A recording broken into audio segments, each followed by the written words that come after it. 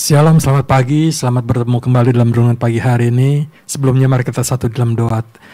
Bapa yang baik, Bapa yang kami kenal di dalam nama Tuhan Yesus, kami bersyukur buat pagi hari ini, buat segala kebaikan kemurahan-Mu, berkat-berkat yang selalu baru ya Tuhan.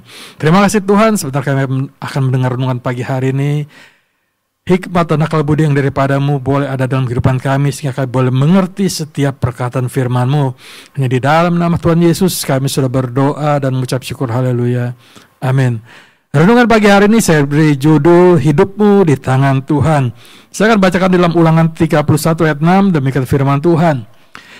Kuatkan dan teguhkanlah hatimu, janganlah takut dan jangan gemetar karena mereka.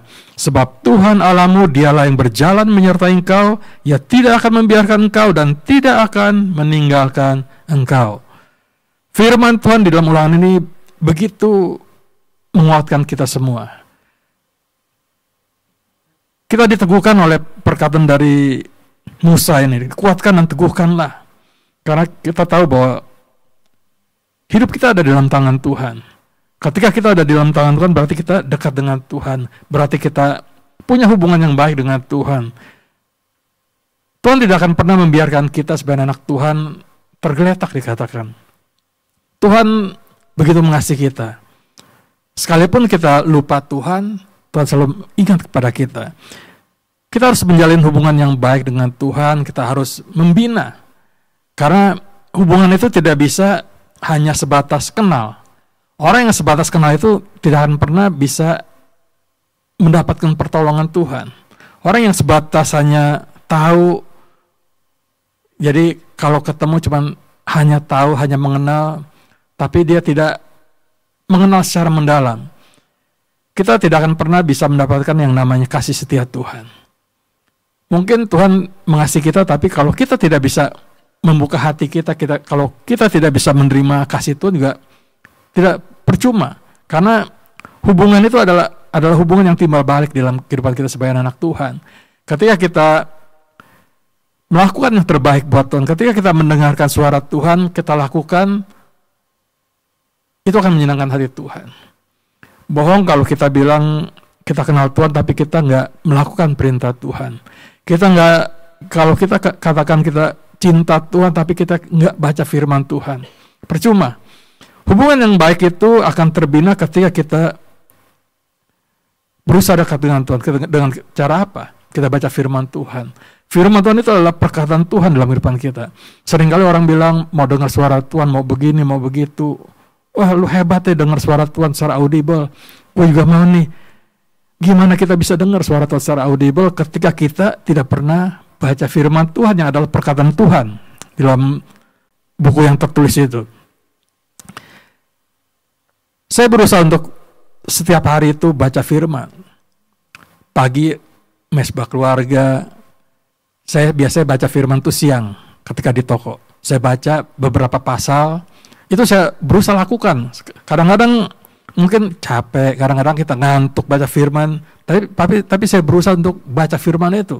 Karena saya tahu bahwa sekalipun saya nggak mengerti apa yang saya baca, apa yang kita baca itu akan masuk dalam hati kita. Mungkin secara nggak langsung dia akan masuk.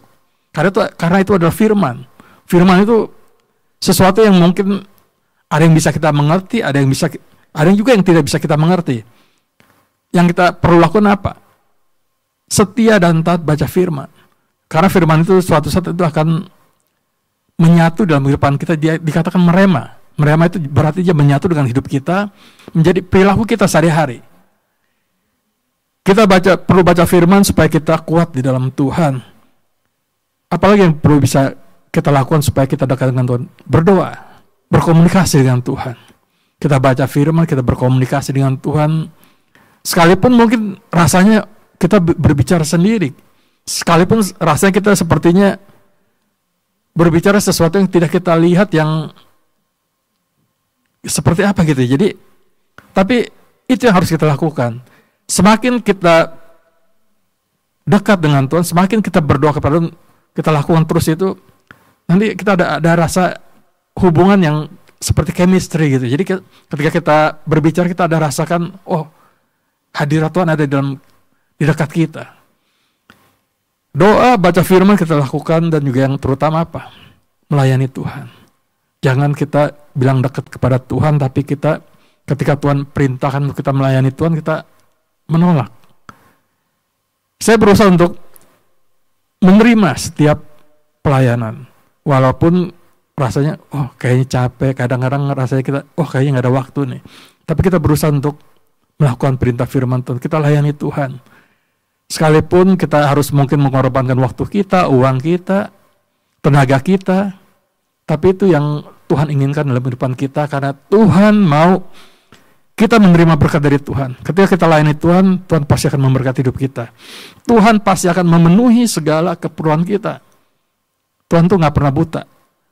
Makanya seringkali kadang-kadang orang bilang, kok gue ada melayani Tuhan kok, tapi hidup gue susah banget ya. Orang yang hidupnya santai-santai aja, gak cari-cari Tuhan, kok hidupnya bisa lebih enak daripada kita yang mencari Tuhan. Kita jangan pernah membanding-bandingkan hidup kita sebagai anak Tuhan dengan orang di luar dunia, karena itu berbeda, sangat-sangat berbeda. Ketika orang bekerja keras, dia akan bisa mendapatkan harta itu, tapi berkat yang dari Tuhan itu yang membedakan adalah apa? Ketika kita terima berkat, kita mendapatkan sukacita, kita bisa menikmati berkat-berkat Tuhan.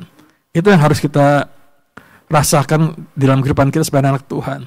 Jangan kita hanya mengeluh, tapi kita nggak melayani Tuhan. Kita mengeluh tapi kita nggak baca firman.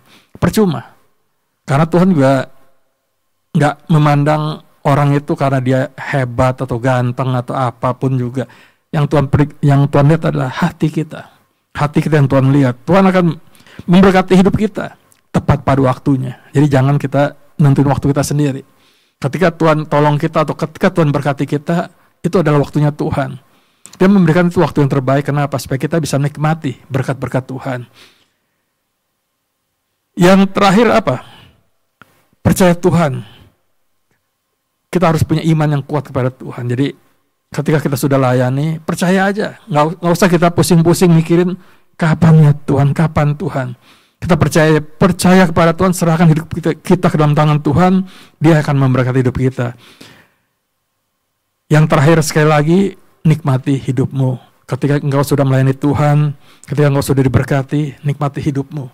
Karena Tuhan mau kita itu orang-orang yang berbahagia, orang-orang yang bisa menikmati kehidupannya, hidup di dunia, hidup secara rohani. Itu yang Tuhan mau, kita bisa menikmati semuanya. Biar firman Tuhan renungan pagi hari ini, percaya hidup kita ada di dalam tangan Tuhan. Dia akan memelihara kita, Dia akan memberkati hidup kita. Amin. Mari kita satu di dalam doa. Tuhan, terima kasih Bapa, Engkau dahsyat, Engkau luar biasa.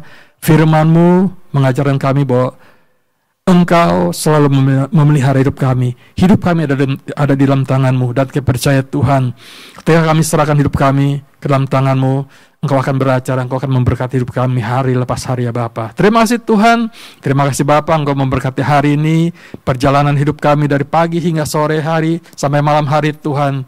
Kami percaya Tuhan, semuanya ada di dalam tangan-Mu. Hanya di dalam nama Tuhan Yesus kami sudah berdoa dan mengucap syukur, haleluya. Amin. Shalom, selamat pagi, Tuhan Yesus memberkati.